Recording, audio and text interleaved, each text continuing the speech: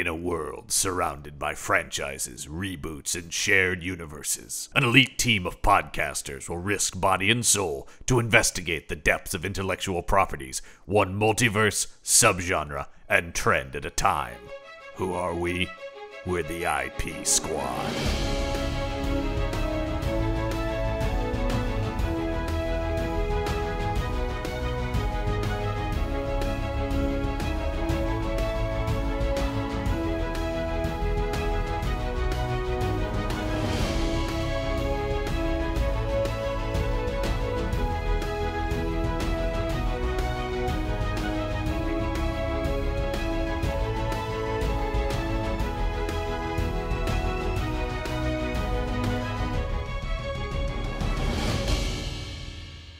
Welcome back to the IP Squad and our ongoing investigation of films based on pulp and comic strip heroes. I'm John Campbell. Of course, my partners for this investigation. Oh boy, these two just wrecked half the city and the mayor was on my ass about it. Yeah. Captain, you gotta change your tone, you know. I hesitate to get into this with you because I've got a little something up my ass right now about the way the squad room is run. Okay, there was more to that. Okay, good. It's the Jones boys. That's what you're hearing. Listen, Specs won't say nothing because he's got his nose on another book. But I'm going to tell you this right now, Captain. I was okay with the guy who pulls back on using lethal handcuffs, and I was okay when you started instituting the polite policies. But the other day I go through the squad room and there's a skirt in there. All right. Oh boy. Now what he's talking about though, Robin's talking about a discarded piece of clothing that he couldn't believe there was just a skirt. But that was the harbinger of things to come. Could you imagine if there was an actual lady in said eerie skirt? Omen of what was about to happen. And then I say, hey, you left the skirt in here. And then this woman turns around. We just started this podcast, and I already have a migraine. She goes, I have a name. And I said, listen, lady cop. All right. In 30 minutes, when the skit ends, you guys give me some sort of visual that we're going to talk Brandon, about the movie. Brandon, you didn't get the script for this? We wrote this out last night intensely. And then I have a thing where I say, okay, how about Squad Broad? And she goes, no, I have a name. And then she says, lady cop's okay. And then I say, all right, did you watch the Green Hornet? And she goes, I watched it. I thought Seth Rogen is charming. I can forgive a lot by watching that. And I just go, hey, listen to me, street guy. And then she goes, is that your name? And I say, no. When we came over in Ellis Island, it was Street Guy. Yeah. But we changed it because you can understand street guy later. Day two. T-shirt saying, I survived Robin's opening skit. So, somewhere in there, though, he did reveal we are indeed talking about the Green Hornet. Every now and then, Robin remembers why we're here. I bring it home. From 2011, I believe it is. Yes, indeed. It is 2011's The Green Hornet. Yeah. Just like The Green Hornet, eventually the film brings it home. Directed by, we'll get into, Brandon, I know you're going to talk about that, but I'll just, because one of the big things I want to talk about is bafflingly directed by Michel Gondry. Indeed. But Brendan, before we get into this iteration of the Green Hornet, I know as our resident bookworm, as one Jones calls the other Jones a lot. As the nerd. Give us some history on this character, because Brennan's kind of the Lenore Casey of this, right? Well, a lot like Lenore Case, not Casey. But he calls her Casey. That's the confusion. That's the thing. He did because he had a take. Anyway, no. That goes back to the original stuff. He always called her Casey. He did occasionally, yes. But yeah, because I know this character pretty well. Do you know the radio version, or are you just talking about 60s? No, I one of the things and into my past nerddom, one of the things I had as a kid is I had a box set of the. Oh, nice! It was in a plastic clamshell case with a drawing. Yeah. Green Hornet they and Kato did on it. that with all the old dudes. Yeah, I had because I had the Superman box set. Or the TV show? The radio show. The radio show. They were cassette. Oh audio God! cassettes. From like what? Yeah, Radio they Spirit? they would do that with I had Shadow and Lone I Ranger. had a Superman box set and I had a Green Hornet box set as a kid. I don't know if you guys can see this, but our listeners definitely can't. Yeah, I see it there. Frank Sinatra. The Frank Sinatra, strictly his radio appearances. There you go. There you go. Is But the full run of Rocky Fortune. Rocky Fortune. Rocky Fortune. The on that note though, much like the Lone Ranger, we are sort of including the Green Hornet as an honorary pulp because he started as radio and then became pulp and then comics and he didn't really. Oh boy, my voice. Well, he didn't really. Neither Shadow was kind of like that. Sort of, not really. Like the character was fleshed out in the pulps because he was just a voice announcer for radio. Then the pulps gave him a character. Then the radio show followed suit. But anyway, not pulps because Lone Ranger and Green Hornet were multi, platform, but never really pulp. They ended up in novels, little bitty novels of the time.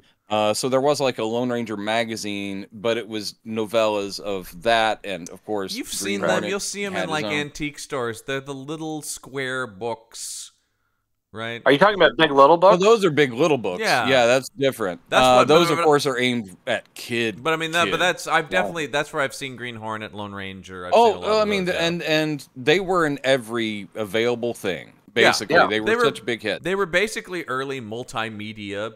Yes, characters. They were IP right out the bag. Yeah. So maybe the most perfect for this show then. It's actually covering some of the same ground because they were created by the same two people that created the Lone Ranger for Detroit's WXYZ. And so they had been funny that Detroit named their radio station after Examine Your Zipper. That's crazy that they just thought that was appropriate to do that. No, actually, they named it after Billy Batson's radio station in Wham Comics. Wham Comics, WHAM. Yeah. But anyway, so it's George Trindle, who was the station manager, and the writer Fran Stryker, and there's a lot of claims as to who really came up with what. It's always that kind of complicated nonsense. Well, I mean, after Fran Stryker stopped being a writer, when they became the nanny, I think everybody knew the real genius. The nanny named Fran. Yeah, the president of So Lone Ranger rolled out in 1933, instant huge hit on radio, and then as we said, went into everything, serials and comics and comic strips and Big Little Books and everything else. So just 3 years later, in 1936, they're like, hey, why don't we just do the same thing but do it contemporary? Because obviously it's like we've got the West thing, we got that figured out. And so why don't we create a masked crime fighter of the current day? And of course, gangland activity is still a hot button issue in 1936. So they come up with, obviously, Green Hornet owes a lot to Zorro, as does, in a way, Lone Ranger to a certain degree. And Batman. Batman, what people always leave out about Batman is that there's a big chunk of Green Hornet in him, even though people always go Shadow, obviously, Zorro, obviously. But as far as the millionaire playboy fighting crime, and also the public and the law going, are they perhaps criminals themselves? They're helping people, but they're so, threatening. So that's in the DNA of Batman. That's the thing. That's always my think piece about Batman when I talk to people. I always feel like he is just take all the pulp characters that came before him, throw them in a blender, and you kind of get Batman, right? Like Which is kind of what Sam Raimi did with Darkman. Was he threw stuff into a blender? But it's sort of like out of all the pulps come Batman.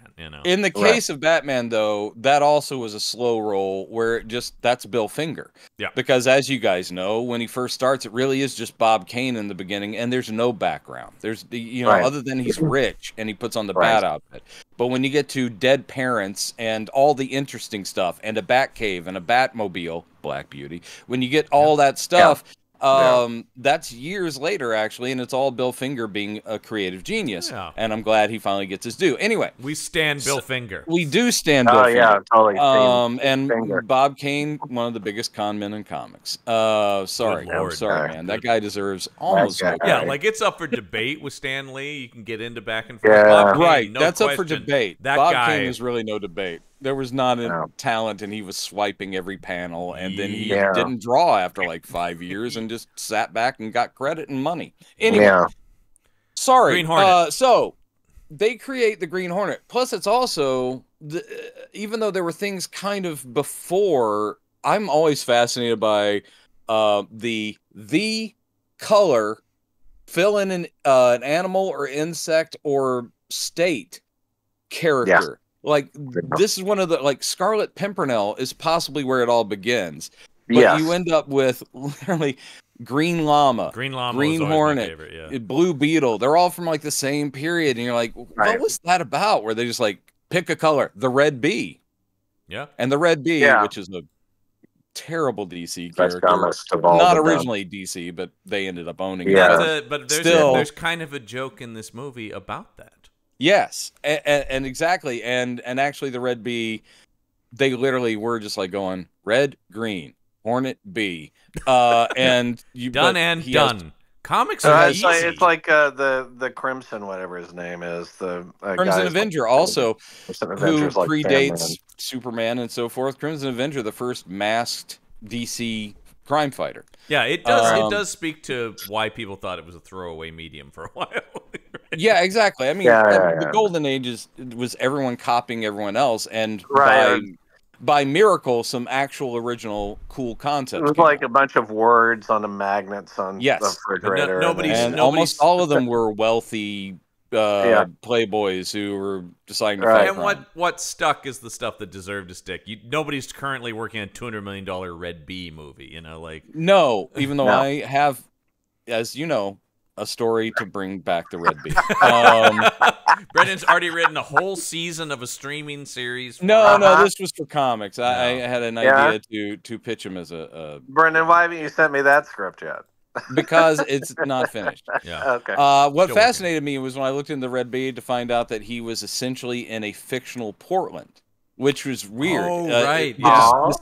The city they describe in the Red Bee stories is Pacific Northwest, and it's got bridges and the river, and it's essentially Portland. I'm like, ooh, that's interesting. And then I decided he was gay. Anyway, so we'll get into it. In Portland, that's not going to fly. No. Don't forget, he's got trained bees. Anyway. Yes, yeah. Anyway, the Green Hornet, you say. Green Hornet. But here's the thing. So, obviously, he's an overnight smash.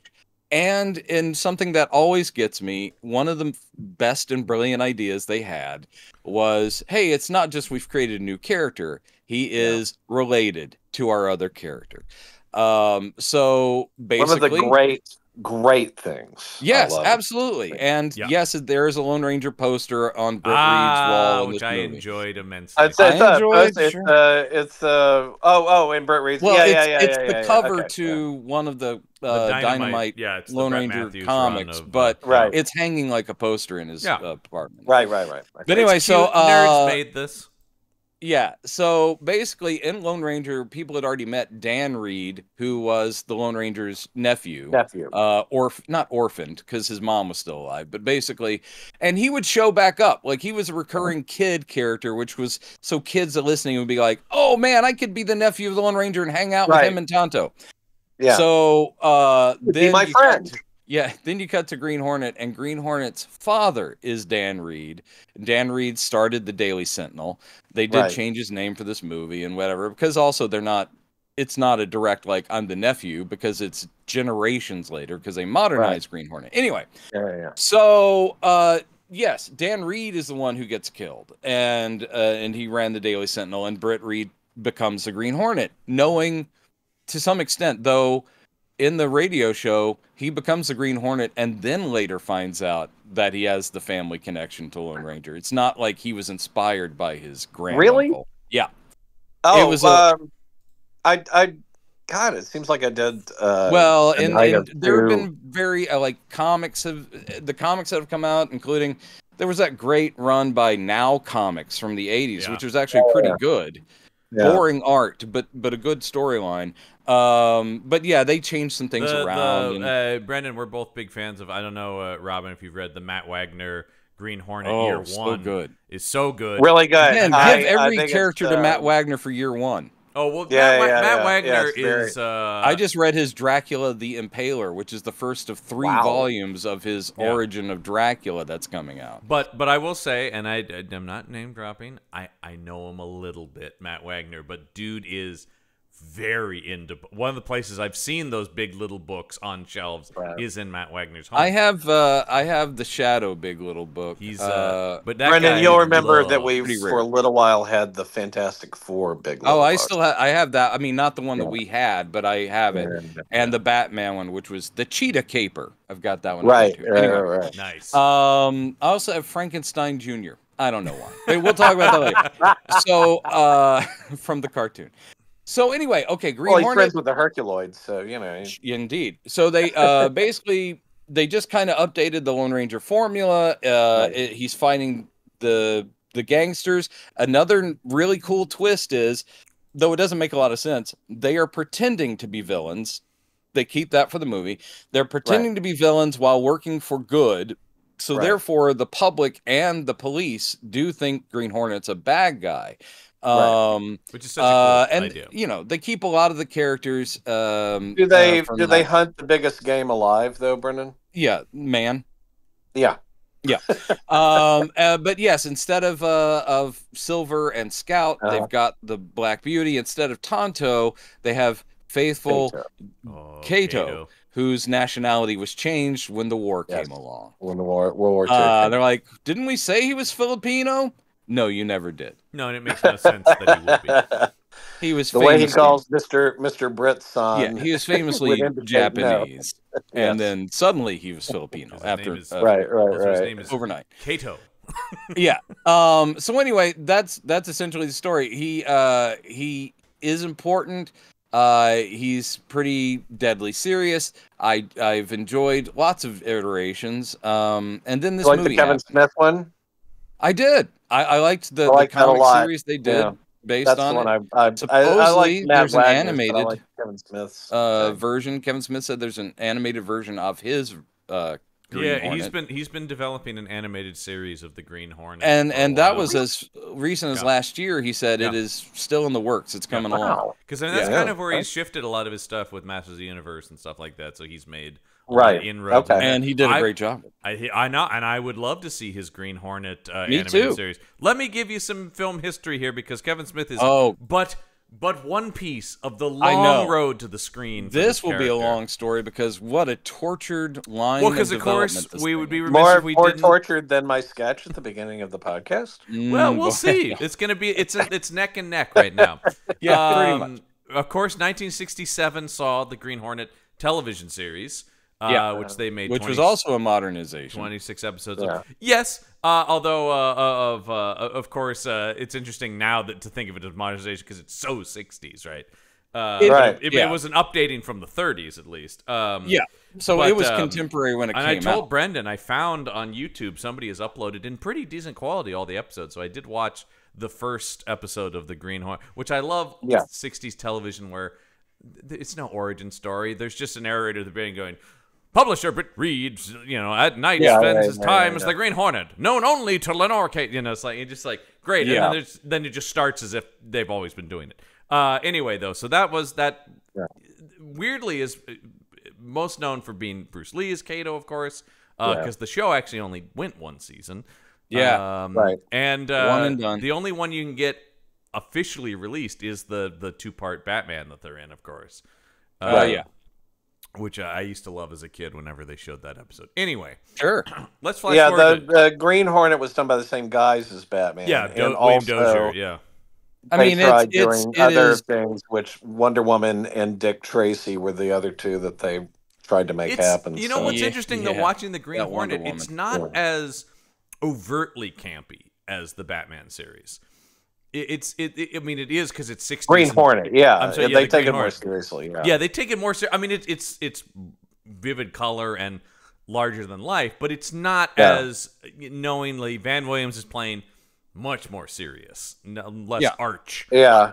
And of course, and they've got this amazing version of Fly of the Bumblebee with Al Hurt from New the Orleans theme song, doing the trumpet solo. It is dynamite. Just kicks ass, and they do use it at the end of this movie, which I was delighted by when I saw it. Yes. Okay, so let's flash forward to 1992, where their Universal is trying to make this movie with one George Clooney as the Green Hornet. Yes, because this was the 90s, and George Clooney was up for everything, if I recall. Reading Man from U.N.C.L.E. He was up for Wild Wild West. Absolutely, he was up for everything because there was such excitement about this guy. And this is how old this was in both Man from U.N.C.L.E. and Wild Wild West. The other one was going to be Kevin Spacey. Oh yeah, boy. So when well, they were looking at Jason Scott Lee to be Kato at this point, of course, because it was the 90s, and he had played Bruce Lee. Once again, Hollywood doesn't spend a whole lot of time thinking outside the box. No, thinking's hard. When Clooney dropped out, how would you guys have liked Greg Kinnear as the Green Hornet?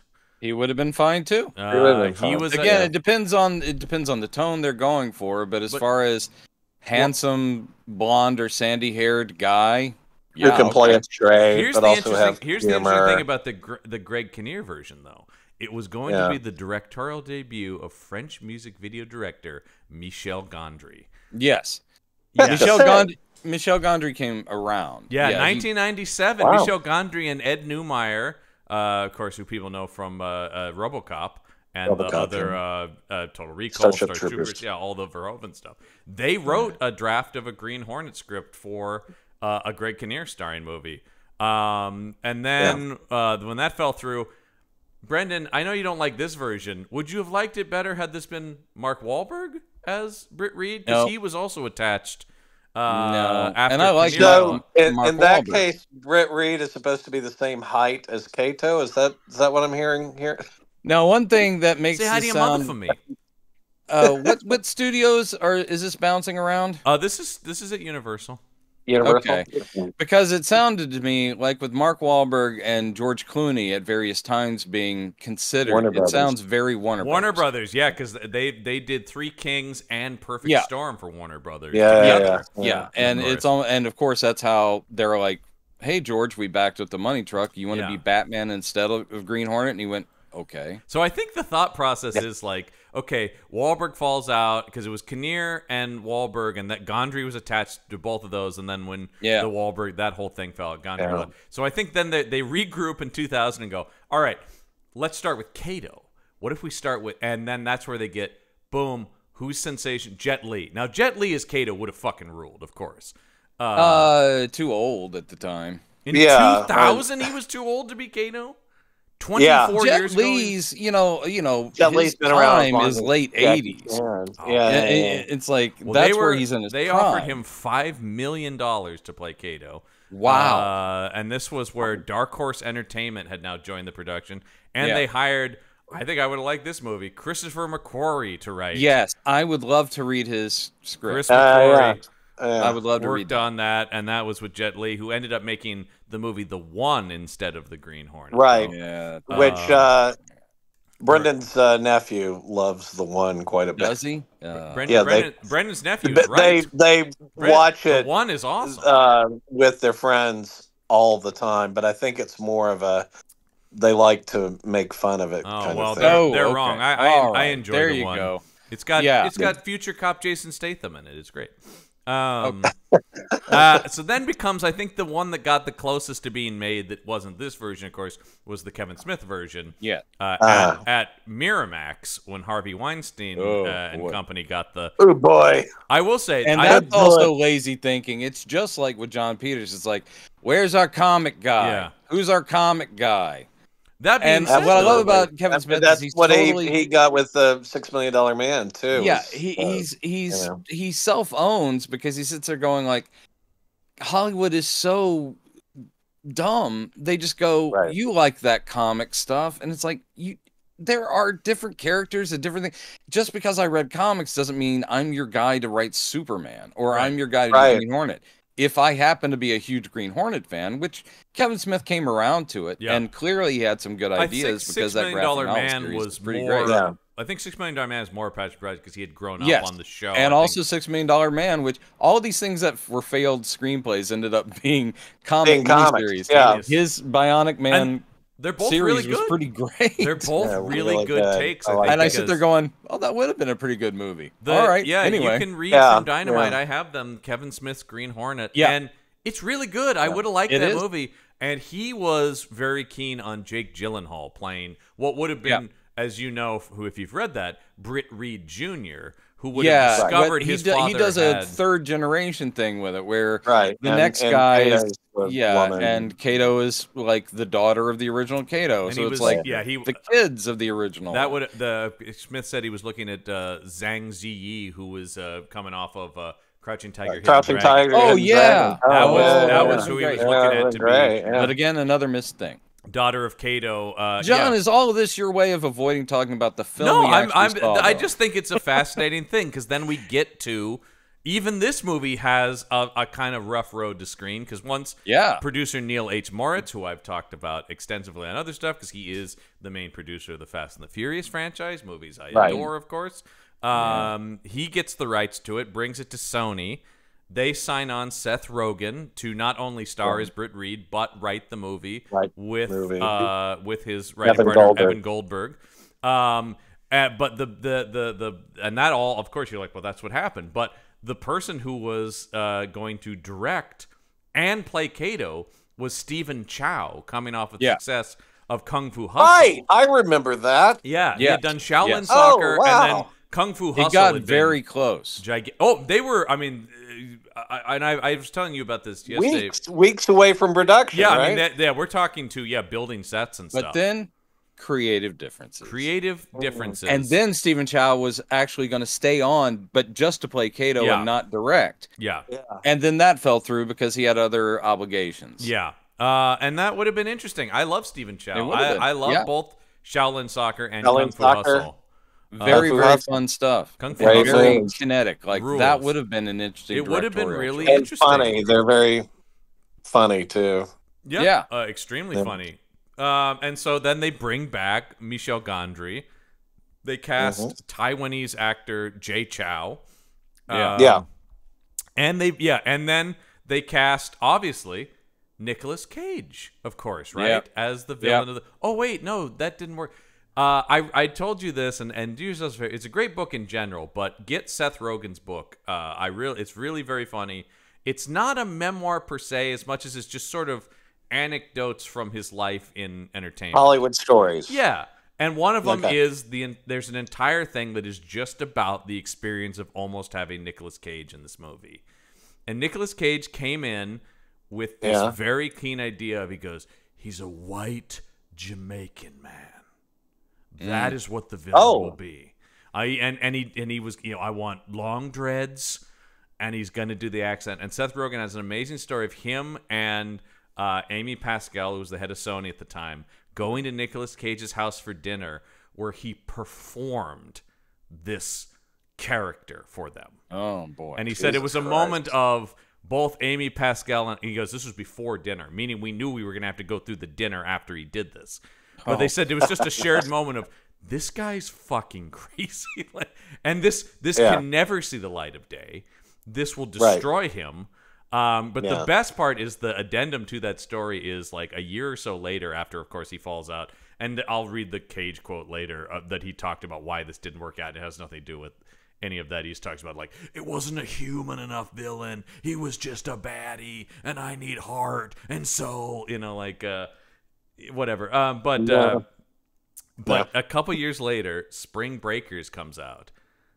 Seth Rogen gets a call from Nicolas Cage saying, "You bastard. You told your friend James Franco about my idea, and he totally stole it for Spring Breakers." I've never seen that movie. Is he doing a white Jamaican guy? No, he's got dreads and teeth, and he's not doing an accent. And Seth Rogen's like, "No, I think that's I didn't tell him about number one, and I think James based that on a real guy in his research. And Cage was like, I know what you did, you son of a bitch. Like, oh my God, Wow. it's amazing. Yeah, and he was. I hope they've worked things out. Yeah, I think they have. they should be friends. But anyway, that's my favorite part of this. All that is to lead to this movie that came out in 2011 that I saw. One of the rare times I ever got to go to an advanced like press screening of a movie was for this movie. Wow, that I saw. So your radio personality there, John? Yeah, every once in a while I've been to like maybe 3 or 4. I've been asked Wow. to do 2 connections, and it's always very cool. And so I got to see this in 3D. And I will say there's a lot of parts that you can still see are obviously designed for 3D. Oh, very much so. And they're pretty cool. All the 3D-ish moments in it are pretty cool.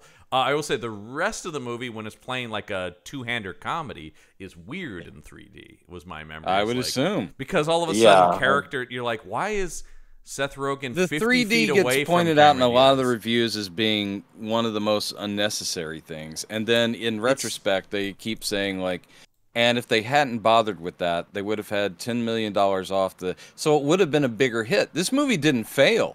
No. Like a lot of things, it wasn't a huge hit, but it made its money back. $120 million budget. It grossed $229 worldwide. Yeah. So it made its money back, and had it been cheaper to make by about the amount that they spent to make it 3D, it would have been a bigger hit. There could have been a sequel. Very much. I like remember Seth Rogen. from the time that was being made, though, that they were very high on Gondry's vision of Kato vision, and that was specifically why he was designing the entire film for 3D, and that, to me, like Hugo, the Scorsese film, and Avatars, none of which I've seen, because I said if I haven't seen them in 3D, I haven't really seen them. Hugo is I ended up watching Green Hornet on 3D later on. Hugo is really very good. But this is what I'll say. When I launch into this, I want to be perfectly clear. I like Seth Rogen a lot. I find his comedic persona very funny, and I've enjoyed pretty much everything. And I know he's capable of drama. Well, great. He's Okay, that's the end of the show then. Report, Thumbs up from Brendan. All right, we're good.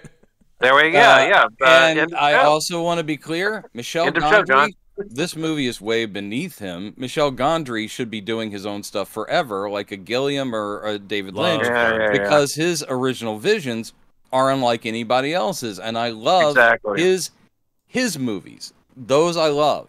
So I love all these elements. What I hate is them being fused to an IP that it doesn't work, which makes this an incredibly disjointed thing. This is my opinion, and I look forward to hearing you guys' opinion. And maybe I'm saying too much. I don't hate this movie. There are things that I do hate in film. This movie just it bugs me so much, because for every little thing I'm like, oh, that's pretty cool. It is the most disjointed, non-heroic hero movie. And I think the main problem with it is the melding of, they didn't know what tone they wanted to do. They wanted to do a straight ahead Green Hornet movie, but what if Green Hornet is this fuck up, this goofy character who even at the end, who's like, oh, I got in a good shot, and I want to save the city, is still a doof. And I've seen movies that do the whole postmodern deconstructive thing where it's like, a good example is Without a Clue. That one's not a classic movie. It's not a classic, but it's fun because it is a thing where it's like, at the end. Oh my God. Yes, but the whole concept, shut up. The whole concept where it's just, shut up. You can tell we're nearing the end of the season. They're getting so angry with each other. Where it's just, I'm trying to get the point John out. Watson, prime doctor. That's all. There you go. That's the thing. But the concept is, we all know Sherlock Holmes and Watson. Right. Here's the twist: Watson's the smart one, and Sherlock Holmes is the idiot. And he's an actor. He's hired a drunk actor. A drunk actor, and it's very funny. Now, Green Hornet, had there been a million Green Hornet movies or something, and they said, we're going to mix it up and go postmodern, then I would be sitting there going like, yeah, this is delightful. Like, he is a doof, and Kato, just like in the TV show, because you had Bruce the God Lee, Kato becoming the most accomplished. Like, he's brilliant, and he's the best fighter, and he made all the stuff. What does Brendan, Britt Reed do? to your point, Bruce Lee was a very good fighter, but he was no Cliff Booth. Okay, all right. I will say, kicked his ass. Watching, as I said, I watched the first episode of the 67 show. I was telling you about this yesterday, Brendan. Watching it, it is exactly what I remember, which is basically like they both burst in a room. Green Hornet gasses the first guy, and then he's basically just like, "Go, Kato!" And then Kato fights 4 guys, and it rules. And that is now and Green Hornet's just like, yeah, naughty in the corner. It's now the established trope that Kato is the incredibly competent one, and you just have the front man is Green Hornet. Yeah, so I find that then Green Hornet asks some questions. That I find a little insulting to that character. I always like them in partnership. Like, I like Lone Ranger and Tonto. I don't like they bring up the whole argument. They are at least self-aware, and they have the whole sidekick versus I am the hero, you're the sidekick thing. Right. But again, it's done as weird. Is this a real emotional beat, or are they just having a wacky comedy fight? Oh, it turns out to be a wacky comedy fight. Okay, great. Kind of. Yeah, so I don't find the funny parts funny enough, and I don't find the serious we're doing Green Hornet straight good enough. So, and of course you got Christoph Waltz. This thing is full. You got David Harbour. Yep. Murderer's Row. You have Cameron Diaz slumming it. Edward James I don't Olmos. think she's the greatest actress, but Lord knows she's better than nothing part. And you got Olmos. You got Wilkinson. Yes, you got Olmos. You got Wilkinson. You've got a Murderer's Row. You've got everybody in it is awesome. You even British have Cuddy. guy who loses one eye and is thrown off building. You've got Cuddy from The Wire. Yeah, Chad L. Coleman from The Wire is there as henchman guy. I think a funny James Franco cameo. I like James Franco quite a bit. Yeah. Well, I like what he does. He's problematic. He is problematic. I like his acting, though.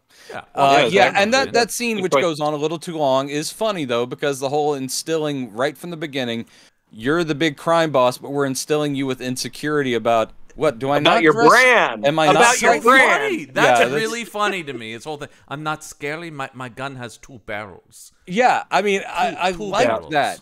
The problem is like, I worked very hard on them. I worked very hard on that. And then by the end, he's like, I know I'm Bloodnofsky, and you're like, okay. And he's got the gas mask. He's like, I will take on a theme. I will wear all red. The Green Hornet.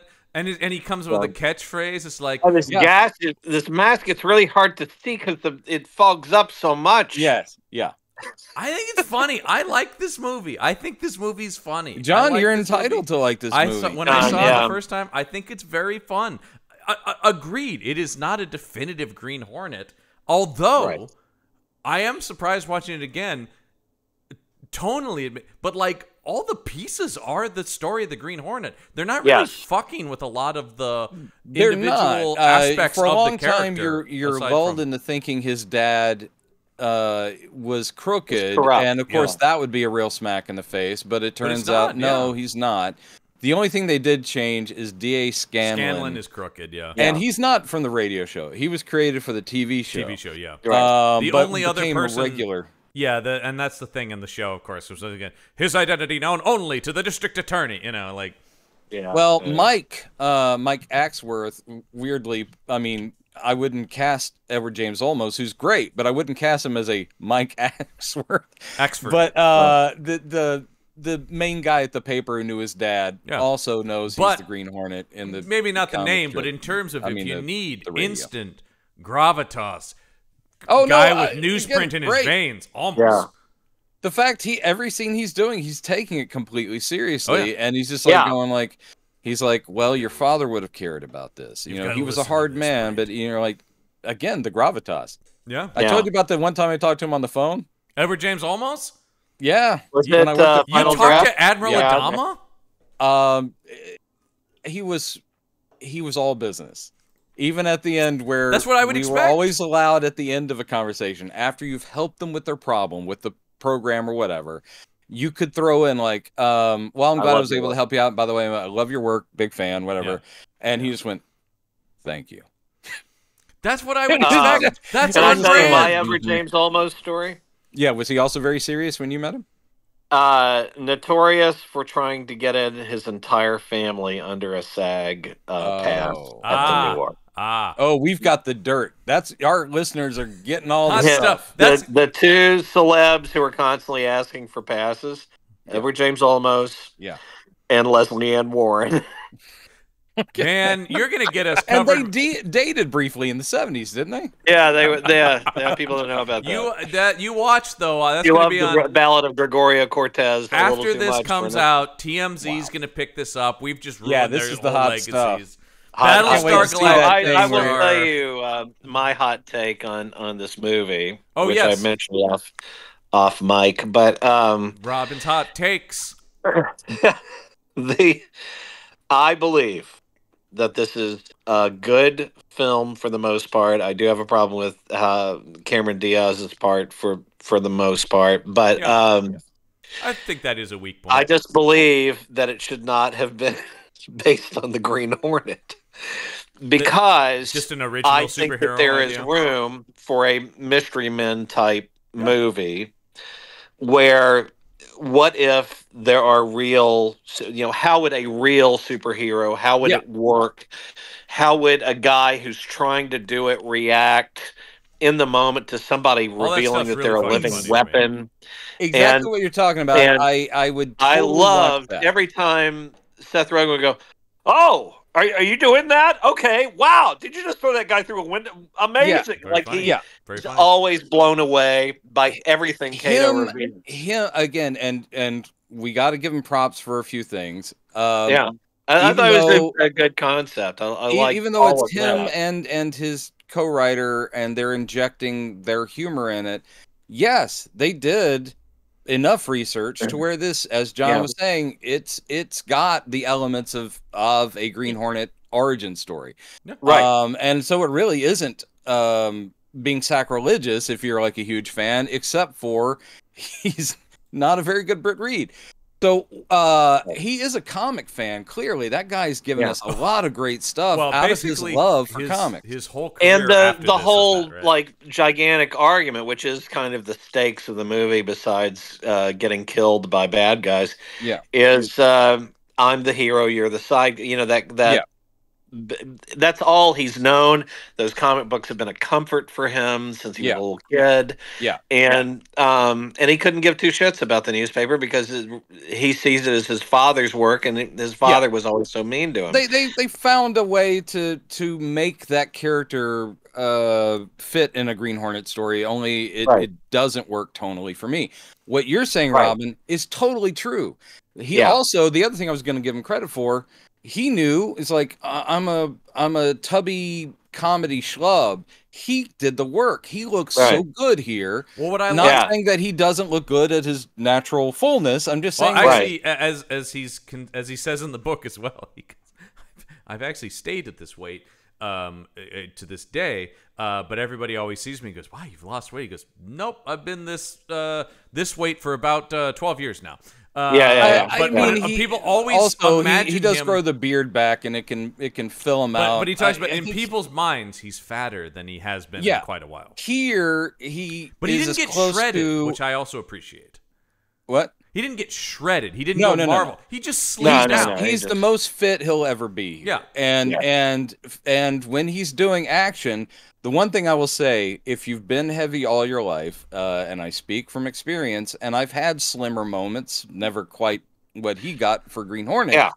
But the thing is that even when I want you to write a book called My Slimmer Moments now. I just like that. When you get down to a healthier weight and somewhat more fit, you still move like a big guy. Like his action, he obviously had stunt people showing him what to do, and he lands some very cool punches, but at the same time, you can still see a chunky guy not used to being that. So I would have loved You know had he what? not been Green Hornet, like Robin's saying. If they took the same concept, You know what he reminded me of in the fight scenes? Because I liked watching him fight in the movie as well. Yeah. Have you guys ever seen Orson Welles' The Lady from Shanghai? Of course. Yes. Who are you talking about? That's also When he's Michael O'Hara, Yeah. who doesn't like to fight ordinarily, but if he gets angry enough, he knows how to hurt a guy. Right. Yeah. That's what I saw. Yeah, it Seth seems to Rogen be was, a he just pinwheeling takes their reckless heads thing. and Yes. starts slamming them into the ground. It's Yeah. well, I do, and it pairs well with the Kato of it, which is Kato's a guy who's trained to fight, knows where to hit people, and Britt Reed is a guy who's just like, oh shit, I gotta hit a guy, I gotta smack. I'm just like, it's just a guy who's like, I'm gonna die if I don't hit someone. I thought a moment they handled well that I did find amusing. I mean, let's say, what is the actor's name who's playing Kato again? Jay Chow. He's not great, but they he's pretty good, though. get some good chemistry stuff. Fun. Yeah, they're really good together. I liked them. No, they work well together. One of my favorite bits that plays very well is when he creates the gas gun. Yep. And it's Britt Reed going like, "Oh yeah, that's cool," because I don't want to kill anybody. He goes, "So you've got one too?" And he's like, "No." He goes, "So wait, why'd you make one for me?" He goes, "You really can't fight." And he's like going, "What?"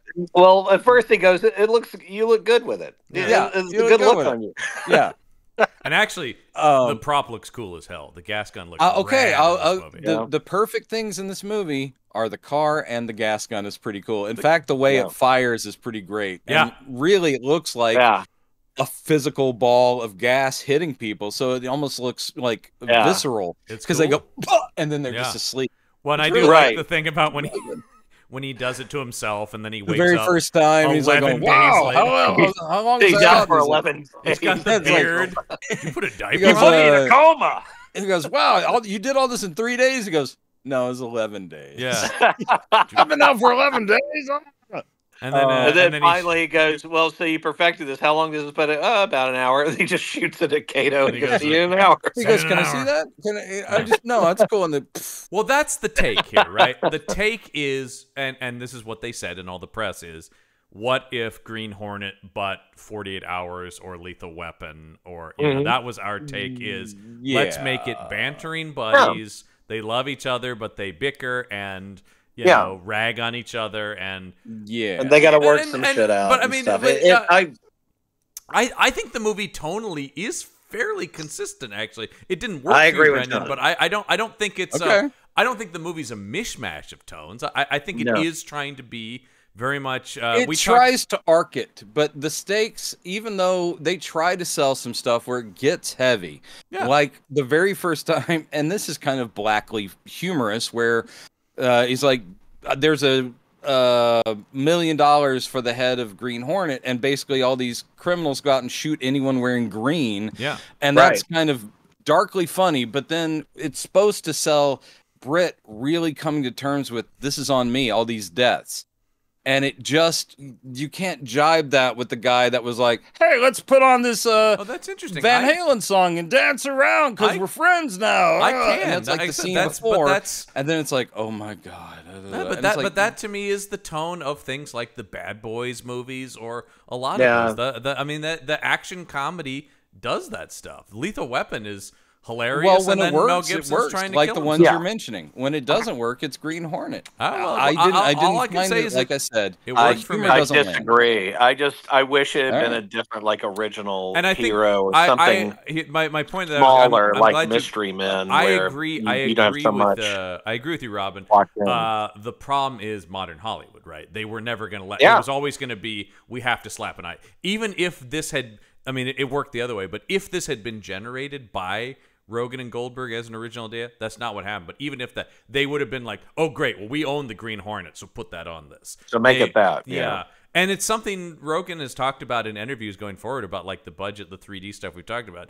He was fighting for this movie to cost less. He was always going, "You guys, this should not be a tentpole movie. Don't bank the studio on my Green Hornet movie. That's not a good plan." Absolutely the correct take. Yeah. Now, to Brendan's question about tone, because I think for the most part the tone works, this gets back to Cameron Diaz's character, who is the most I liked the idea that Brett is a doof, that Kato knows better, and that both Brett and Kato can only get so far. And it's actually Lenore who is the one that comes up with these scenarios She has a that criminology they degree, can execute. They've And decided so- to make her this weird dream character where not only is she super sexy, Right. which is there's the really awkward and just bad stuff that I'm sure they thought was hilarious. Yeah. But all the stuff where he's literally going like, "Oh, who's the hottie who's right behind me?" Well, she's the temp. Really? Oh, so we're gonna it just like Which I is an get it. It's a Seth interesting- that- Rogen-y thing, but it's gross. It's kind of not a Seth Rogen-y thing, though. Is what's interesting about it is because normally he's a schlubby guy who's like, "Oh, girl, what am I?" Well, but they're going. Yeah, for but they comedy, it established doesn't that he's work. a party guy. This, who picks yes, up this babes Britt all the Reed. time. But anyway, they've made her. It's like not only does she work for the paper. I mean, Yeah. she was a journalist character, but now they've also. I majored in criminology. Yeah. It is clever, but they've used her as a plot device. And so basically, the thing is, will she end up with Kato or Britt Reed? That's the weakest or part of the thing. neither. Yeah, I but don't- also, I think Yeah. that if there's one thing I well, would that had to eliminate- be the conflict. They come yeah, into. yeah, that's Yeah. that's something I would have eliminated. That's from second this. act conflict right there. Yeah, And that's Yeah. where they break up. I want you out of my place. Oh, you know I liked her. And You're then fired. you're fired. if Don't you- ever come back. If you were gonna do it, if you were going to have to set that up, and here's John tries to fix movies, which is all I do on podcasts. Make it that they used to go out or something, right? At least if you would start, you could have maybe made that work if Lenore was already part of the world. Instead, she comes in, Yeah. they both like her, neither one of them knows her. If he had already had a history with her, it's like, you knew she was my ex-girlfriend. If you really want to modernize it, there's a very quick should we? No. And then they just Yeah. become. I mean, No, it's what they kind of did with Della Street on the. Yeah. We keep talking on about Perry the Perry Mason. Mason. Oh well, that's Yeah, Not that's that she Perry was Mason ever like a episode, Perry right. romantic thing. She was No. for Right. Drake. You know, that was Yeah. their thing, right? Yeah. But they just said no. Same character, really, but I agree we've with that, gotten because out of the way. I was thinking my Robin fixes this movie is introduce Cameron Diaz, Lenore Case as the father's executive assistant, Yeah. and he couldn't imagine running the paper without her. Sure, And that's kind he of the gave Mike her role, but he yeah, gave her a leg up when no one else was hiring women. In They the, do you go know, out of their whatever. way to show that Lenore has autonomy, agency, 'cause- intelligence. Yeah. She's the one that, because they ask her hypotheticals about where do you think the Green Hornet would strike Yeah, next, I think they're that's the using best her bit to with her. plot out Green Hornets. Which That I is love. clever. I That's just don't the think I best love stuff that. with her. Yeah. it worked.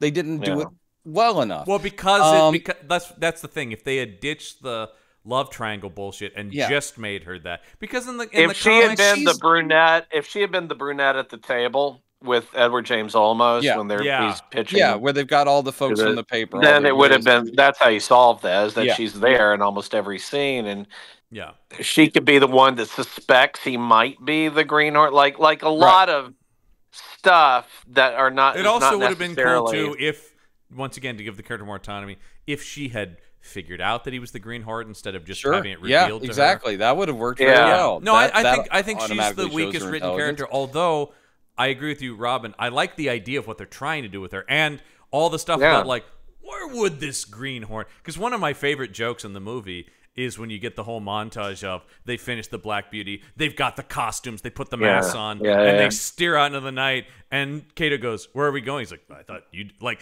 They Yeah. have all the idea to fight They crime, have but no they don't. clue. They don't know where and, crime and is. the way they have no plan. the way they put it together after they defeat the first gang, I was telling Stacy, my lovely intelligent wife, Stacy, that what I loved about that was like two good dudes in college in a dorm room at about 3 a.m.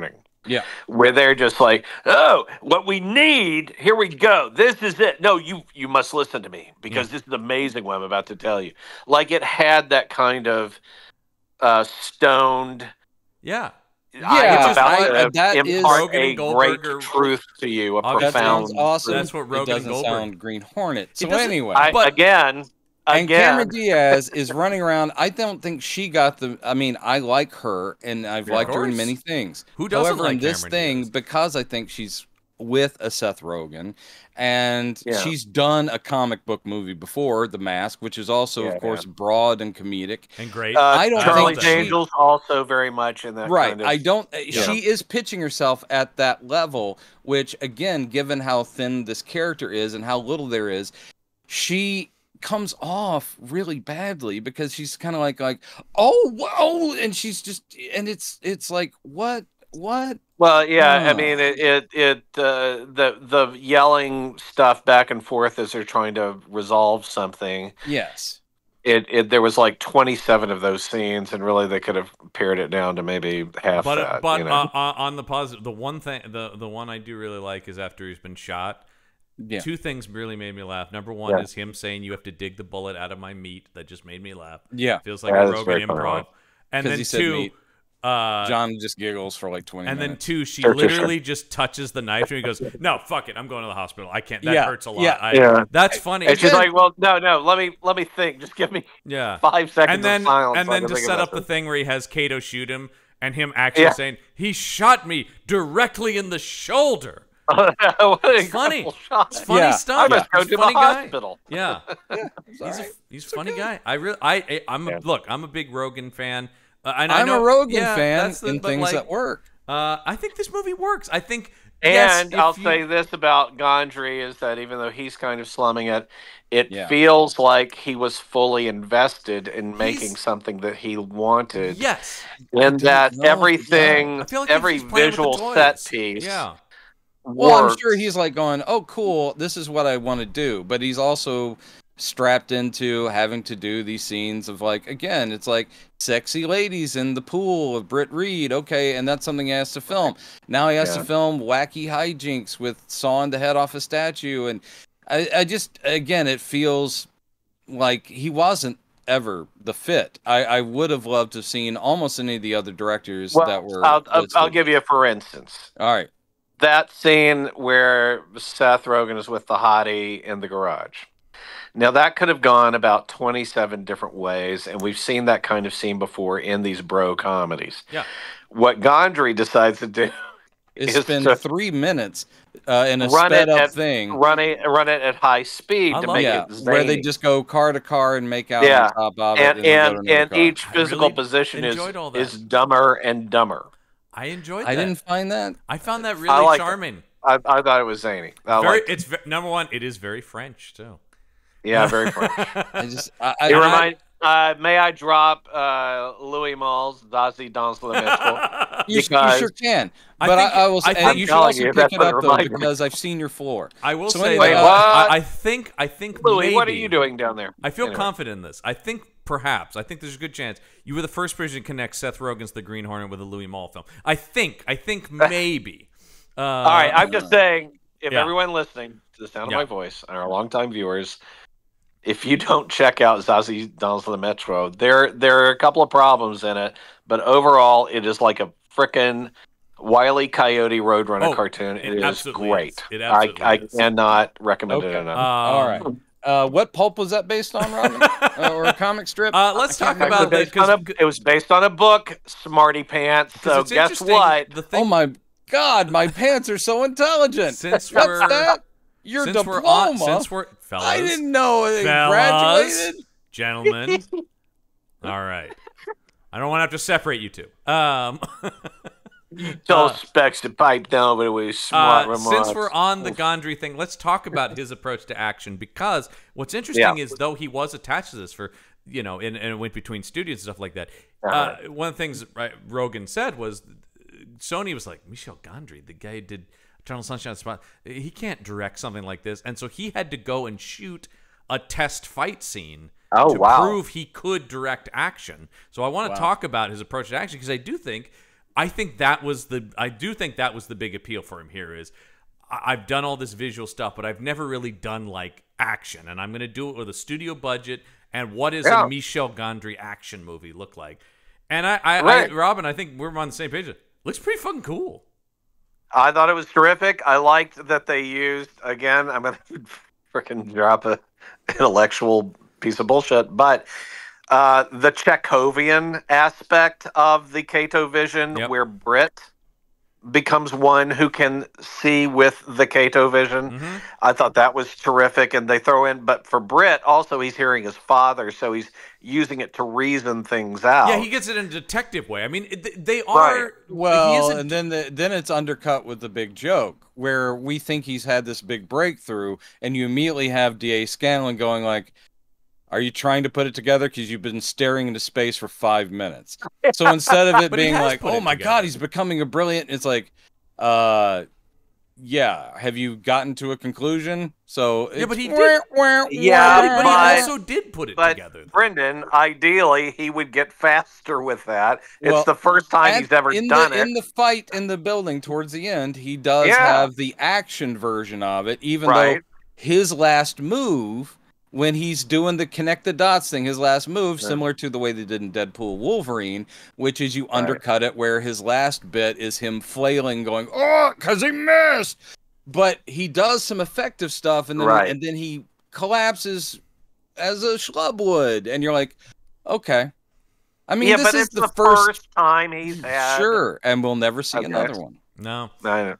Well, and Neil H. Moritz is really apparently the guy who's like, it made money, guys. Why didn't you make another one? Right. It makes no sense It to didn't me. make enough. Yeah, It that, didn't make yeah. enough. But I just like the producer going like, it made enough though. Okay, it made enough. So let's do Well, it again. and we keep bringing this up that Rogen and Goldberg loved comics, and that's seen in the in the more recent part of their careers, where they have been the force behind taking adult Yeah. material and turning it into a cinematic or a And televised. Yeah, and I think they just medium. I mean, get it. last summer they had a huge hit with their Ninja Turtles movie that they wrote. Right. Which Yeah. talk about, I think material, you would say probably, Brendan, really fits them much more. They really lock into the Ninja Turtles. Sure. I think this movie would have been a lot better if it also had a through narration sung by Merle Haggard. The man in the man. He's got a Japanese partner. Yeah. His name is Kato. He kicks a lot of All right, people. so we should mention that Rogen and Goldberg they readjusted and came up with, to my mind, a great adaptation of Preacher, one of the great graphic novels of the past 50 years, Preacher, and Preacher, The Boys, They're Gen B, Invincible. Invincible, I mean, Animated Boys, And Yeah. all of those Ninja Turtles, projects yeah. are a much more natural fit, as you were Yeah, of saying, course, than Well, because this was obviously something that came to Green them. Hornet. They are comic book nerds, but they were going like, "Hey, Green Hornet guys," and I'm sure they were like, yeah, okay, how Yeah, do we approach that's the that?" thing. Yeah, I often think it's the MCU bias, and I guarantee even in the MCU that not everyone, Taika Waititi in his youth never sat there going like, someday I will direct Thor. But what No, does he would work, say, someday I'm going to direct 4. there you go. that Basically, was the he key. knew. He I'm forgot going the to call it accent. Ragnarok.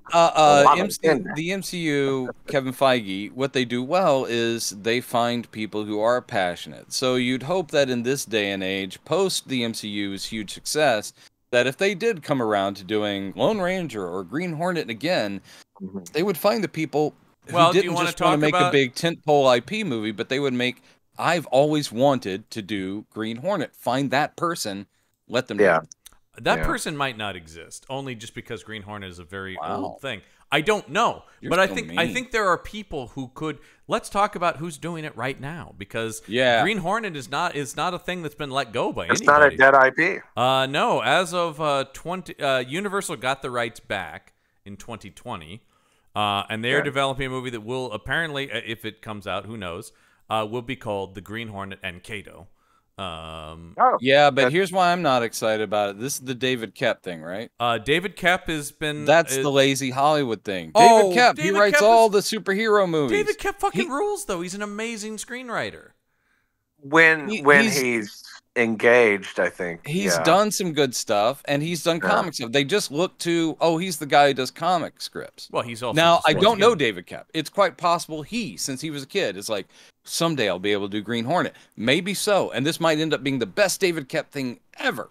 But it looks lazy where they go, get the guys who do superhero things. Let's dig up that guy. Well, Koepp did write Spider-Man. I'll tell you something. I'll tell you something I heard the other day was Danny Bilson, the guy who did Rocketeer and the Flash TV show, original Flash. Yeah. He said specifically, the Flash was not on really his and Paul DeMeo's radar at all. They liked the character, but it wasn't a passion project the way that the Rocketeer was. Right. Mm-hmm. But as they started working on it, they really came to find what they wanted to do with the show. And they ended up working with Dave Stevens, who designed, created the Rocketeer, so on and so forth. That helps. And so they were able to make the piece with it and actually find stuff they wanted to do. So sometimes we see a Green Hornet with Seth Rogen, and then sometimes we see an original Flash TV show that I think we can all agree for that time was probably the best you were going to get. Best you're going to get for a network television. I was blown away by it. I was like, wow, this is... I mean, there was a time as a kid I thought, this is probably as good as it's going to get. Like it just... Yeah, exactly. There was no... I didn't know we were going to head to this world. The person who's attached to direct that Green Hornet movie is Lee Whannell, who did the Elizabeth Moss Invisible Man. The Saw. Saw. Started in Saw, and Insidious came up through that, and then just did Invisible Man, and just finished filming his Wolfman movie as well, which, of course, we wait to see next year, Brendan, as the monsters go. Yeah. I loved his Invisible Brendan, Man you're movie. shaking. Brendan, you're shaking. Are you having a stroke? Brendan, you okay? Because you still haven't seen it. We haven't gotten to that yet. I don't think you've seen the Invisible Man movie, Brendan. Is that correct? No, I haven't actually. Yeah. Wait, and what? I've heard. No, I haven't. It's but I've heard fucking good great. things. It's So I great. look forward to watching it. It's really great. He also made Robin. Did you see Upgrade? Because I really liked his movie Upgrade. Yes, about 1,000 years ago during the pandemic, I did. Yeah, Upgrade. Is that 1,000 years ago now? I think it's about that. Yeah, like but that one was kind of a smaller movie that was like a more minor hit, and I recommend people check out Upgrade. It's good. It's a really agree cool with Don's movie. Wisdom on that. Yeah. So anyway, he's an interesting filmmaker. If Koepp is the guy you normally bring in, and also Koepp's also a guy who a lot of Koepp they'll bring in, do a first draft, they'll get somebody else to a polish on it. Whannell's a writer too. Yeah, so that's what I mean. Is it maybe a thing too? And also, but that being said, I'm a Koepp fan, so I'm interested. He's I done like some good things things. he's done, and I do not like other things he has done. Sure. Which I think is a universal statement for almost any creator. But I also think the thing about the final thing, the thing I'll say about this movie as well is it also kind of wouldn't matter to a certain extent, even if Goldberg and Rogen had come in going, we're lifelong Green Hornet fans, we want to do this right. Sony would have been, but I'm saying Sony would have been like, yeah, but we want a Seth Rogen. I mean, that's the thing was the second they chose to cast him. I mean, this is what we got. I think they saw this. I think they saw this as another for them, and they're always trying to get back to. Well, let's see. This was after 21 Jump Street, right? Which was big for them. Was this after? It was in that same vein. Was that Sony? Sony did 21 Jump Street? Sony did 21 Jump Street, but the big thing I feel like they're always trying to get back to is Men in Black. That was massive for them. Yes. And it's so much so that you guys both know this, that they were trying to get the 21 Jump Street guys to become the Men in Black, right? That was the idea. Or to do a film where they meet. Yeah, but the idea is that what if the cops from 21 Jump Street movies got recruited into the Men in Black in the next one? Can I just say that would be crazy? Channing Tatum has my said, dear friend, yeah, and possible relative Tommy Lee Jones. Yeah. I do not have time for your buffoonery. Channing Tatum, I saw him. a while back saying he goes, it's a shame that never happened. It was the funniest script I ever read, according to Channing Tatum. So I have no idea. Wow. But maybe it was according the funniest. Channing Tatum is one of the weirdest and weakest statements I've ever. And actually, I take that back. The Jump Street movie came out the next year, 2012, with Seth Rogen's friend Jonah Hill, that I think is and was obviously massively successful and did get a sequel. Probably the better approach of a buddy action comedy. Mainly because I can't imagine anyone was like making fun of it the whole time. The whole thing is the whole idea. Yeah, because that is just a completely that, and I don't think anybody was like, "How dare you?" 21 Jump Street is, it's like it was kind of a dumb show, Yeah, and especially the way the first one ends with Depp and DeLuise, and I thought it was. It's very funny. Right. I like those Jump Street. Those Jump Street movies are very funny. Okay, so back to Green Hornet. Yeah, back to Green Hornet. Green Hornet failed Brendan Douglas Jones. It did. I didn't enjoy watching it the second time. I really dig the ending too, where they're driving half the Black Beauty around the office. I think that's super fun. I like that too. I thought that was a blast. I thought the set pieces. I thought Gondry did them very well. Yeah. There was always a physicality to them, a visceral feel to them. They felt you felt the gas gun, you felt the throwing stars, you felt the nunchucks, and and in the middle of all of it, again, I'm going to bring this point up. Rogen reacts like, "Oh my God, I can't believe we're doing this!" Like the whole time. He's like a kid in the candy store. Wow, that's amazing! I can't believe. Oh, and we only briefly that was my idea. We briefly mentioned it earlier, but I think Waltz is having so much fucking fun in this movie. Waltz is having a great time. He's having a great fucking time. I think he's having a blast. In a way, I think from the sound of it, Cage might have taken it too seriously. And actually, if anything, his ideas, as silly as the movie is in places, would have taken it complete. If that guy is a complete fucking cartoon character instead of a gangster with a midlife crisis trying to turn into a comic book villain. Who also feels a little bit on the spectrum. Yeah. Like it's the tone plays throughout. He's overthinking everything, right? Everything is hyper-analyzed. Everything he hears, he's kind of sensitive. Yeah. But at the same time, he's going to leave the briefcase with the bomb, yeah.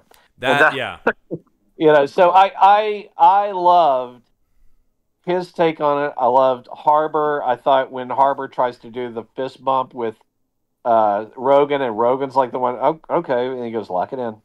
Hi, man. This is a perfect example of, we've talked about David Harbour on other podcasts we've done, that this is pre-Stranger Things David Harbour, and I've heard him talk about this, where before he got Stranger Things, he's like, "I have settled into the fact that I will be the 5th or 6th lead in studio action mode. Like, that's just it. I will be." And he very often was playing this kind of an asshole bad dude. I mean, character. Oh God, the Quantum of Solace. Quantum of Solace, of course, yeah, absolutely. The Equalizer, smarmy. Yeah, he's the person. It's the first time I remember clocking him and just going, "This guy." He's fucking dynamite. great in Quantum of Solace. He's like government. He reminded me of a young Squad. J.O. Sanders. But Yes, we were waiting for his hero turn. Well, and and he's continued on that. I love that though, that because he was older and had been. He talked about that. He goes, "When I got the script for Stranger Things, I thought, don't fuck this up. This is it, David. This is don't fuck this up." Yeah, Thunderbolts. Okay. Yeah. So anyway, have you heard the rumors about Thunderbolts, Brennan? Well, that they are bad guys who are secretly good. Or they're good guys who are secretly bad? No, plot rumors that the characters are all being sent out to do exactly the same thing. And the idea is whoever just gets there first. That's a good idea. Yeah. That's a good idea. That's cool. That's a good... But they're not really I'm still sad that Zemo's not in it, because Thunderbolts without Zemo. Come on. Well, and we without Sunshine. We love Daniel Bruhl as Zemo. He does an amazing job. Yeah, we do. Especially when he puts on the purple mask. All right, anyway. These German guys, man, Waltz, Bruhl. Well, yeah, you keep looking at him like Mads Mikkelsen and stuff and go, they've got a zany side to them. They definitely That- do. Oh, by the way, Needs to be explored more. I think I told you about that, Brandon, when he was out doing Indiana Jones. Number one, he was nerding out about that he was in Indiana Jones, Mads Mikkelsen. Yeah. But he talked about his extensive comic collection. I'm like, I just became a Are bigger you serious, Mads Mikkelsen? Because they I were didn't know that. Yeah, they were talking about on the Indiana Jones red carpet. I saw one of the Can I just say this? I'm not ready to love him more, and you're making me love him more. Somebody was and at I one of the wasn't ready questions to do they that. were at. This one was asking on the red carpet. As he said it though, there was a trickle of blood just coming right out of his ear. Yeah. And it's weird because you think the eye or maybe from the Casino, side of the mouth. The ear. No, but the thing somebody asked him on the red carpet. They were asking all the Indiana Jones people. Indiana Jones finds treasure. What's your greatest treasure? He goes, I'd have to say my comimic book collection. Wow. And I was like, fuck, I love you, it's just Mads like I Mikkelsen. just saw a video on Twitter. You mean X? From Bernthal's podcast where he had Deborah Ann Wall on. I listened to that episode. It's a great episode. And I haven't listened to the whole thing because this was just a clip, but it was her talking about D&D. literally teaching him about D&D and her enthusiasm. She's big into it, yeah. I mean, I knew that, but I'd never seen her talk about it. I've never listened to or watched any of her D&D podcast things. Right. And I was sitting there going, don't make me love you more. Yeah. Because the nerdery where she goes, I've played it all my life. She goes, and I'm going to play it till I'm dead. And she's like totally legit. And he's fascinated. He's like going, so wait, what are the numbers for? And she walks him through a little bitty scene. Yeah. She totally gets him. He's like going, well, have I ever seen an owl bear before? And she goes, well, that would be a knowledge check. You would have to roll for that. Not to plug other people's podcasts, but I love John Bernthal's podcast, Real Ones. I would check it out because John Bernthal. He's a super intense, John Bernthal, but curious guy. Yeah. Yeah. He did not have to be that good in The Punisher. He could have phoned it in. No, and he commits. I will say to my dying. And that's why we're getting more. Yeah. That's why we're getting more. My dying day. Yeah.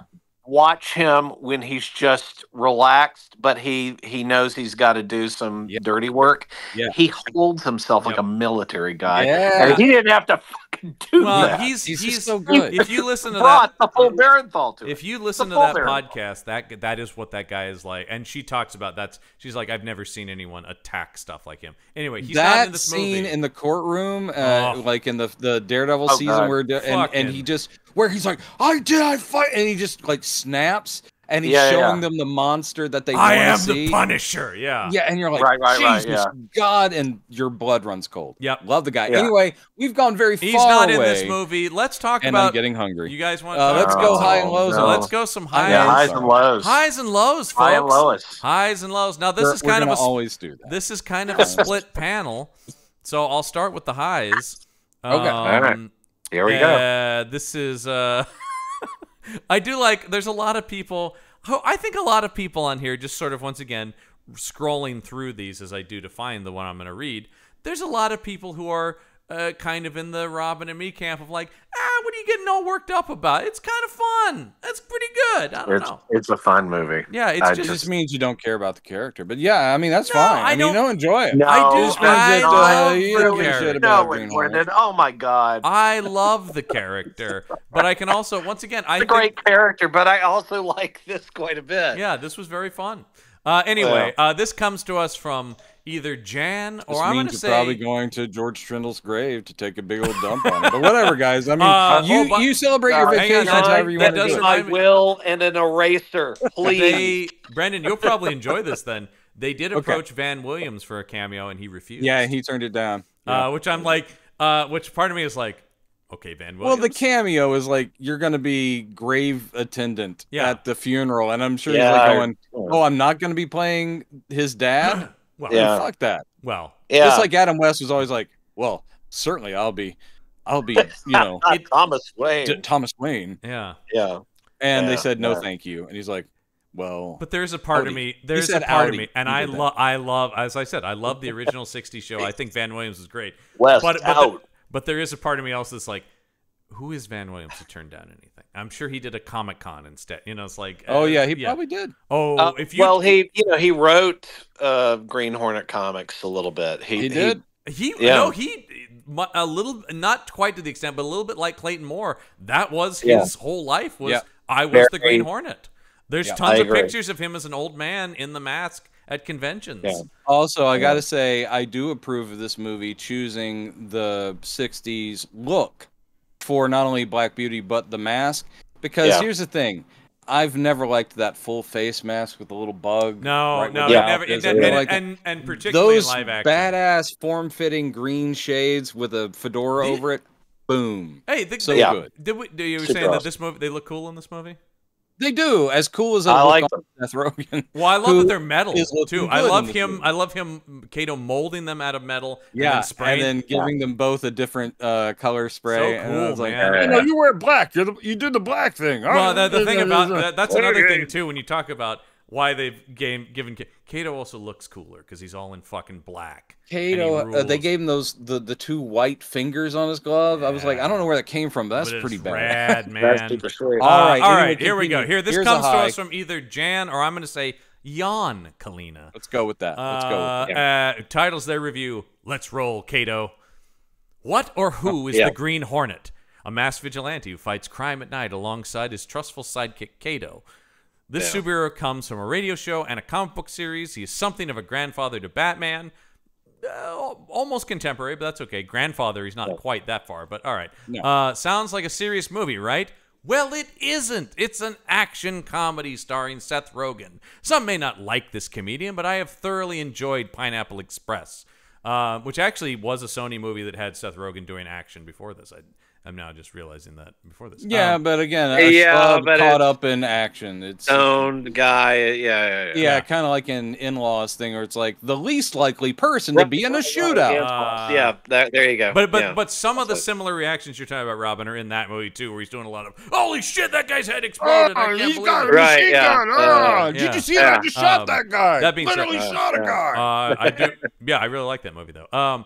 No, I like Pineapple Express. Great. I enjoy his style. He seems realistic, and I love how excited he gets in movies, parentheses, especially this one, when he is about to do something crazy, because that's what I would be like. Jay Chow shows that maybe he has some comedic timing, that he is very good at martial arts, and looks good in slow motion. He does look very good in slow motion. Oh, no. He also shows that as an actor, he is very wooden. He's got the same expression on his face the whole movie, but he isn't that bad an actor to downgrade the movie. I actually think he was like that on purpose. Okay, all over the place. He's bad, except for that was actually his character performance, so I actually think he's good. What?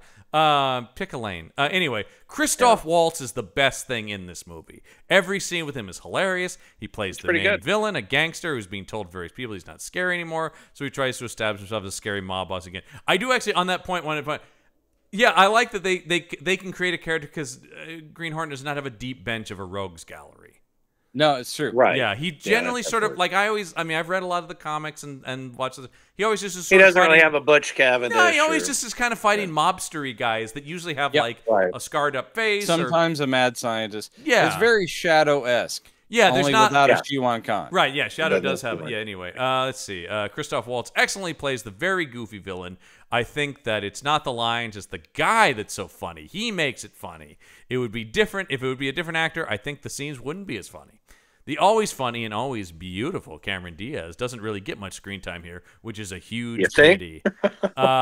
She plays Lenore. It is actually, that's just the thing in general. It's like, I'm surprised she took this. Maybe she just, because it was kind of a lighter schedule, maybe that appealed to her. Because it's like, Cameron Diaz makes Cameron I think Diaz she movies. did maybe one or two more movies after this. So I think she was just making sure she had a nest egg for when she's retired. Coming back, though. She just came out of retirement to film a movie, which I'm curious to see.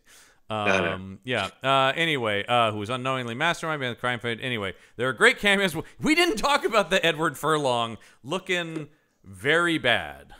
Yeah. Edward Furlong's dad showed up finally to pay child support. Also, here's the thing about the Edward Furlong, as they say. They found him. As they say, the Edward Furlong. I don't think this is an Edward Furlong cameo. I think this is what Edward Furlong was reduced to. Get.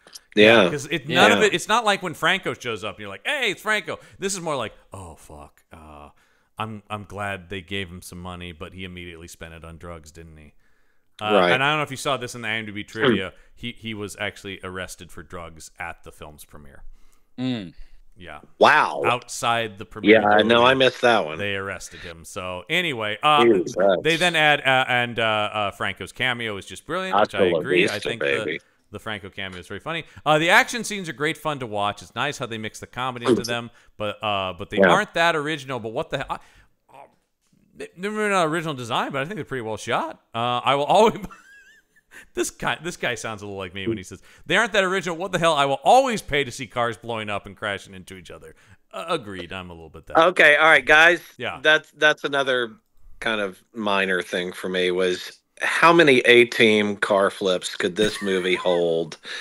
After a while, it was me just humming with my wife. Da da da. Well, da, da, da, da, da. Yeah. Robin, once again, see producer Neil H. Moritz, the man behind the Fast and the Furious franchise. Yeah. Yeah.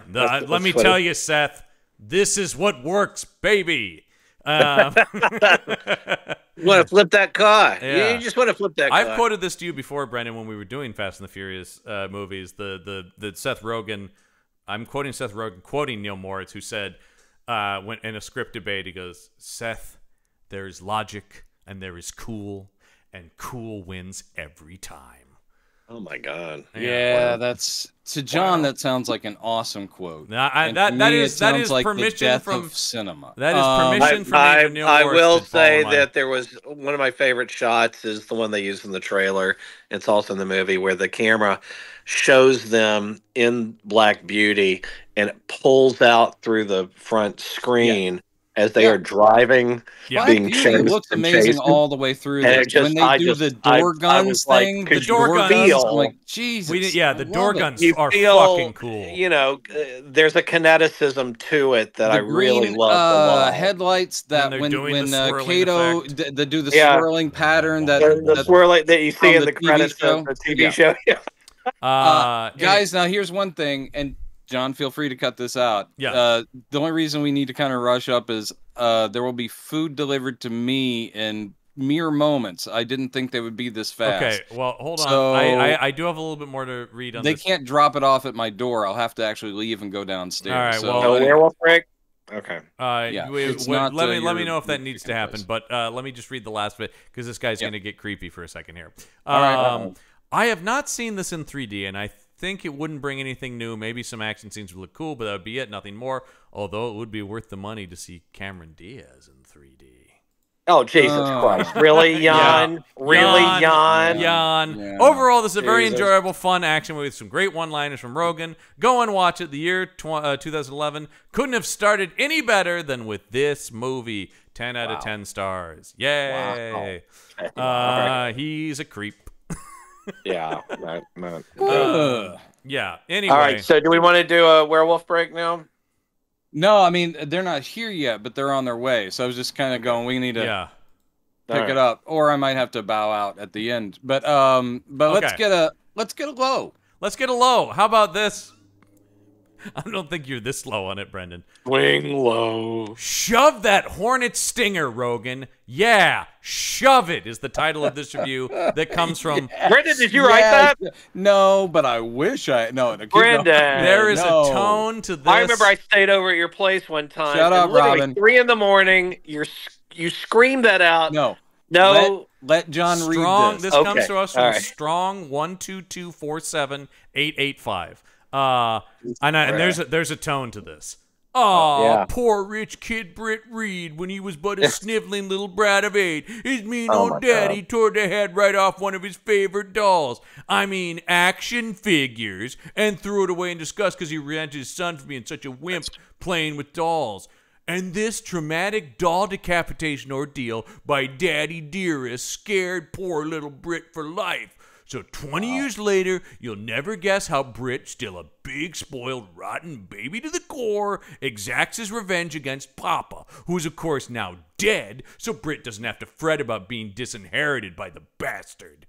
You know, the fact that Elmer Fudd, I mean Seth Rogen, was actor, writer, producer of this stinking turd of a movie explains everything very clearly to me. I think that Rogen, a real doofus dimwit, is the absolute personification of a talking sphincter who's got drippy diarrhea of the mouth, and yes, pure shit for brains. Wow. This truly tiresome Seen it all before mess of a movie scrapes the absolute bottom of the barrel when it comes to comedy action superhero flicks. I honestly swear that this one story was being made up as they went along. Thank goodness that the Green Hornet character didn't have any superpowers to boast about, because being the repulsive, self-loving slime that Rogen portrayed him as being, having any amazing abilities would have surely rendered him as being utterly vile and obnoxious beyond endurance. It really figured that it was, in fact, Kato who was the real genius behind the Green Hornet. I'm actually surprised that the self-centered Rogen, who co-wrote the script, allowed his character's blatant stupidity and uselessness to be revealed so clearly. Because with Kato being the brains of this less than dynamic duo, this certainly reduced Rogen's Britt Reed character of a bored asswipe billionaire to the level of being a complete blood-sucking leech who uses others for their skills and abilities and then thinks nothing of taking all the credit for the good that may result from what others have accomplished. As of yet, I have not seen the Green Hornet TV series from the 1960s, which starred Van Williams as the Hornet and Bruce Lee as Kato, but I have seen the Green Hornet serial from 1940, which starred Gordon Jones and Key Luke in their respective roles. Yeah, and let me tell you, in spite of its many flaws, its B-grade effects, its laughable dialogue, etc., the vintage offering from 1940 was definitely about 100 times more entertaining and exciting than this disgustingly dismal and completely contemptible remake would ever be. The two serials are actually Donald Trump Jr. Yeah. No, I am not that bad off. And one thing, like I said at the top, I really like Seth Rogen. Yeah, that's key. This guy came in, it didn't matter what happened. He can't stand anything that man has ever made. He put the N back in incel. Good God. boy. Wow. But he didn't bring up Cameron Diaz in 3D, so he's got that going. I saw Cameron Diaz in 3D, so I guess I'm satiated. All right. Well, I'm the odd man out in this one. That's okay. You folks listening, write in and say I was right. Anyway, no. So we'd love to hear your thoughts. We'd love to hear your thoughts. Next week on the show, we are going to stay in the year 2011, but we're going to return to the Hyborian Age, folks. Oh, not that's right. It's time for also in 3D, Conan the Barbarian 3D. With Jason Momoa. Jason Momoa is Conan the Barbarian. And yet I'm not dreading this as much as I am I saw this in the theater as well, and I remember thinking it was okay. Though and we'll see if this is because I haven't seen it since. A lot of very CGI heavy. I remember being my sort of no James Earl Jones. So, but Stephen Lang. No Mako. Stephen Lang is Thulsa Doom in this. Or no, he's not. He's Kalar Sim, actually. Yeah, I was about to go. Really? Thulsa Doom? Then? No. He's the central villain in this. And I do remember him having a hell of a lot of fun. And you also get Ron Perlman, I believe, as Conan's dad. Well, there you go. Yeah, so, the good people. I think this was an early. We'll talk. This is an early movie where they're going like, this Momoa guy. There's something about. We don't know what to do with him yet. He's got something. We don't know what to do with him yet. Conan. It's just sort of. I think they're still doing that. Aquaman. I will say, Fast and Furious. But I like him a lot. He's fucking great in the last Fast and the Furious movie. He's a lot of fun. He's having way too much fun, maybe. Sure, he's fun in some stuff. Yeah. But so that'll be. Oh wait, I didn't give you the tagline for that one. Hold on. Oh, okay. Yeah, good. People are gonna write in if they don't hear. Where's the tagline? Oh, I'm so glad we waited for this. Enter an age undreamed of. That's it? Enter an age undreamed of? Enter an age undreamed of, yes. Weirdly, that age they're talking about, I think people have been dreaming about it since the first stories were published in the 1930s. I would also argue people have been dreaming of the Hyborian age for a long time. I think that argument I was going to say, I was also going to argue, I think Robert E. Howard had to dream of it for it to he had to dream of it first, and then the people read it was like, we're also dreaming of it.